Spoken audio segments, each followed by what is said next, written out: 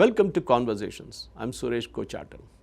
The Iran-Israel-America war is now into its 15th day or 16th day, depending on which geography you are in. The war, which is supposed to be a quick one, getting over in a couple of days, is now into its third week with no end in sight. President Trump joined Benjamin Netanyahu in decimating the Iranian leadership.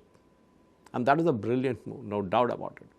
Killing Khamenei and the entire top 40-member leadership of the Iranian security, including the Iranian National Guards and others. But what is more important is what is the exit policy. President Trump has no exit policy. He doesn't know how to end this war. On the other hand, Netanyahu has achieved what he wanted, to decimate the Iranian leadership. But beyond it, what? He is going after the Hezbollah in Lebanon, and that is his battle. And that's been going on from ages. But here, what we are seeing in the Gulf is Iran attacking its neighbors.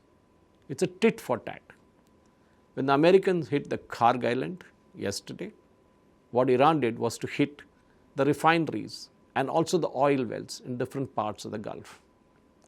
On day one, we saw when the entire Iranian leadership was decimated, President Trump thought, and maybe his advisors also thought, that Iran will take some time to respond because they don't have a leadership. But the Iranians seem to be prepared with a plan B, because they knew that their leadership will get wiped out one day, and they had the missiles, the drones and everything ready. Because they had a 12-day war in June of last year where something similar happened. This time, Iran was ready because they knew what was coming. So they fired off missiles at Israel, and not just that, they started hitting the neighbors. It's easy to hit an airfield, it's easy to hit an oil field, but the most important thing is how do you destroy a commercial capital like Dubai? And that's what Iran did, bombing the Dubai airport, Palm Jumeirah, and of course different parts of Dubai.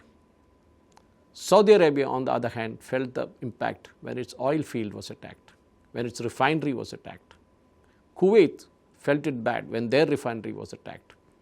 Bahrain, which houses the US Fifth Fleet, got its shock of life when the Fifth Fleet headquarters was attacked, and later their refinery also was attacked.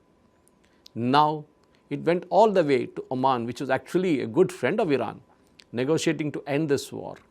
Even they got it left, right and center. Today, there is not a single nation in that area which has not got impacted. The oil flowing through the Strait of Hormuz has literally stopped, except for ships of a few countries like China and India, which are passing through. The Iranians are very clear. We are not going down without a fight, because they know for them it's a question of survival. They need to survive somehow, because they know it's a generational fight. It's a civilizational fight, and they need to fight it. And they've done it before. It's not that it's happening for the first time. If you remember, it was Saddam Hussein who attacked Iran in the 10-year war, in which Iran was literally decimated, but they bounced back again, stronger. Because they're one civilization which has survived years and years of so-called domination that was tried by different nations. The Iranians are fighting for prestige. They're fighting for survival, as I said before. So they are attacking their Arab neighbors. They are attacking their other people who were their friends till yesterday. And that is causing a huge psychological damage among the neighbors.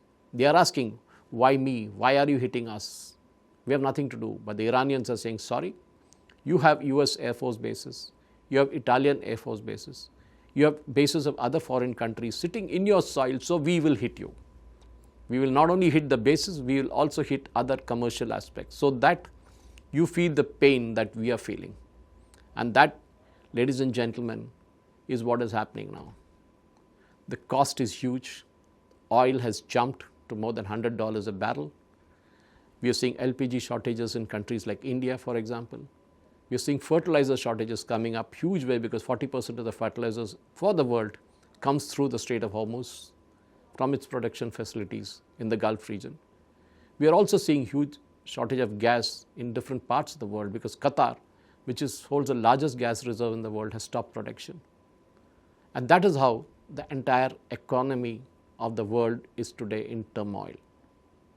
The only nation perhaps which is not impacted by it all is Russia, because suddenly there's a demand for Russian oil. Till what was selling at $40 a barrel yesterday is now selling at $80 to $90 a barrel, and Russia is enjoying it. The US has no choice but to de-sanction Russia, saying you can go and buy Russian oil. That's what they told us in India. But on the other hand, what's happening to China, which is the largest buyer of Iranian oil till yesterday?